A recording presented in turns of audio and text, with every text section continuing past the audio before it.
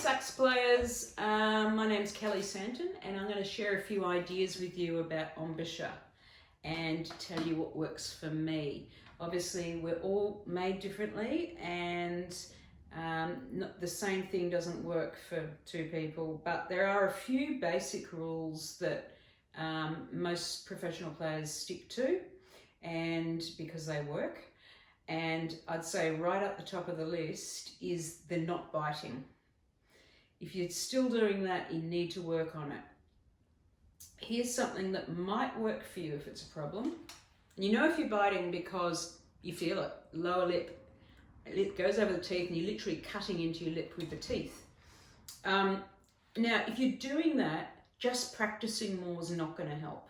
It's actually going to get worse. You've got to address that issue. So here's a few things you can do. My trick with it, and I have to remind myself because my default is to bite. It always was when I was a younger player. I had to really work hard on it.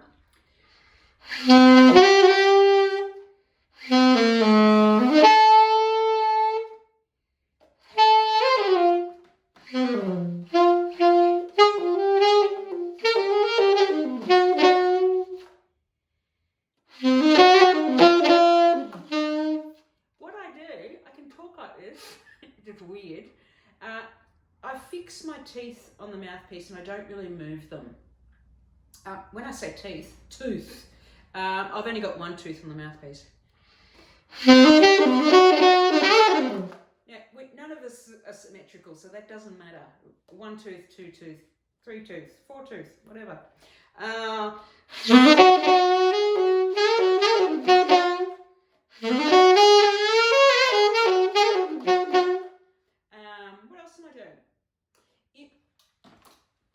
When I'm playing, it feels almost like I'm chewing food. This is weird, but it's like chewing with your mouth shut.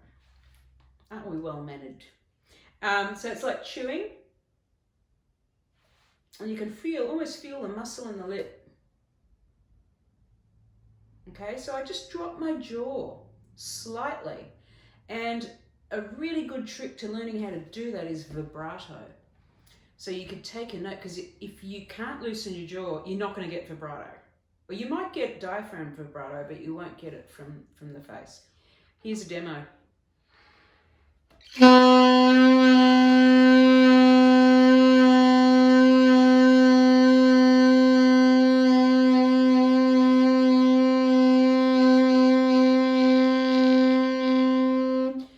what I'm doing there? I'm just changing the rate of it. And it's like I'm saying, ya, ya, ya, ya. I like the syllable ya because it sort of encourages me to just drop the jaw, and it's worked with a lot of students.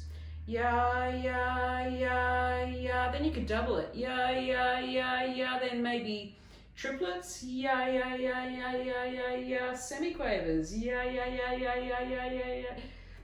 But hopefully I can play it better than I can sing it. Right, I'm going to demonstrate that on the sax.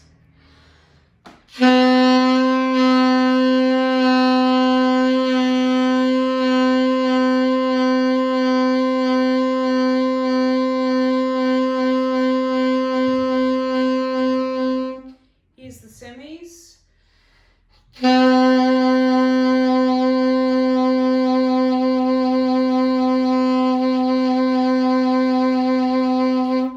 Sounds really weird, but you're just learning to control it so that when you use your vibrato, you've got a lot of control over it, and it's not this thing that's this permanently there like an opera singer. You don't want that. You want to have control over it, particularly if you're playing lots of different styles, because that sort of billy goat vibrato does not work in every style of music.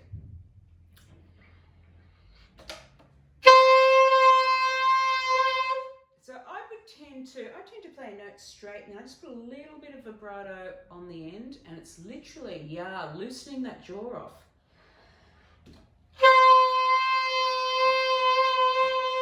I'll try and put it in context. Yeah.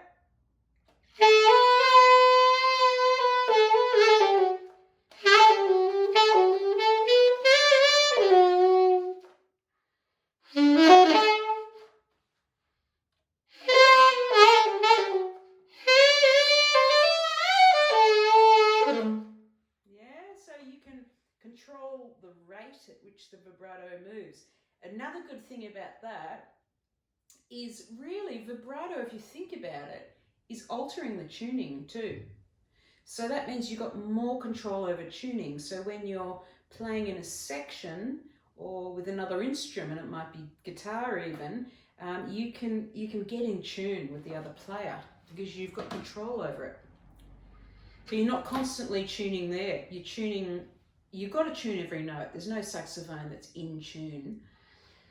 You get to know your instrument and then you know what you have to do. Like the D with the octave key in the middle, for most people that's a sharp note. So that D, okay,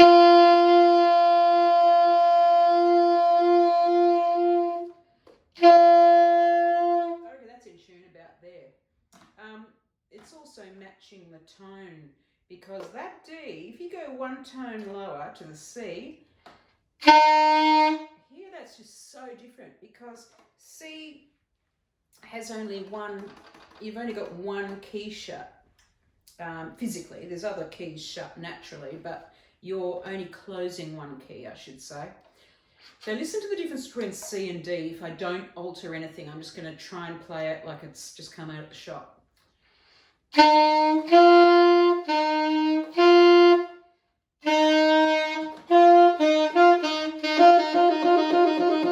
Pretty ghastly, isn't it? So you have to kind of tone match. You've got to look at those two notes and figure out a way of making them sound similar, like a really fantastic brand new piano, you know, where all the notes are just consistent. There's no dead notes or bright notes. That's a better way of saying it, actually. I find the C is bright and reverberant and the D is a little dead. Now, I just matched it. Did you hear the difference? So I matched the C and the D. Still out of tune a little.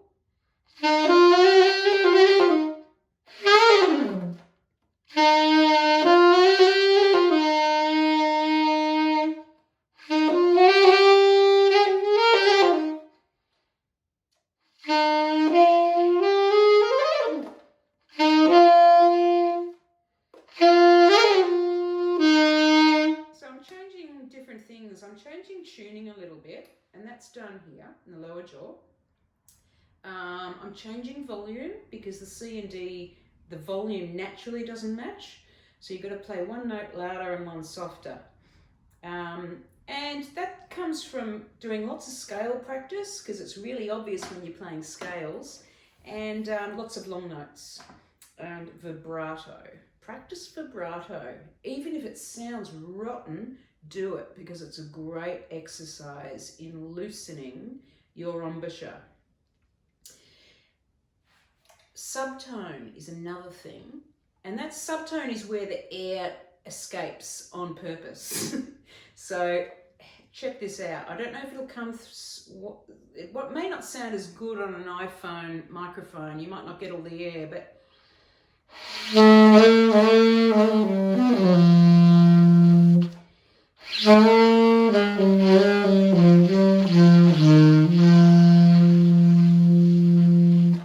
can you hear that?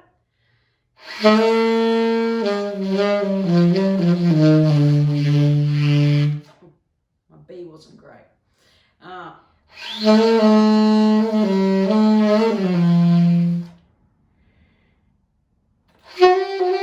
You can do it all over the horn. It doesn't have to be low. Some people think of subtone as just something you do on the lower register, but it can really be anywhere.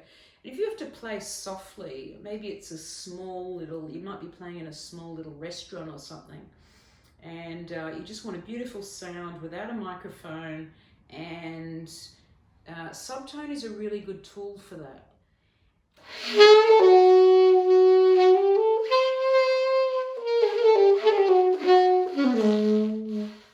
Just letting the air escape.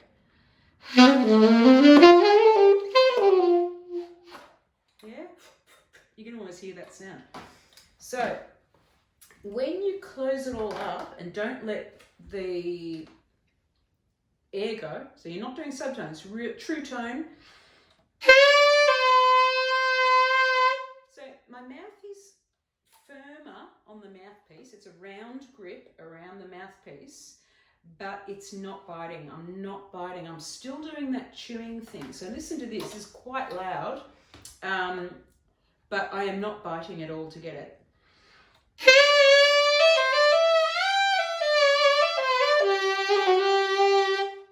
That takes no more effort than the subtone or just regular playing. If you want the saxophone to reverberate and sound alive, you've got to keep that really loose mouth, which is what I'm trying to say. Tight mouth is a waste of energy. Yeah? So keep it really, really loose.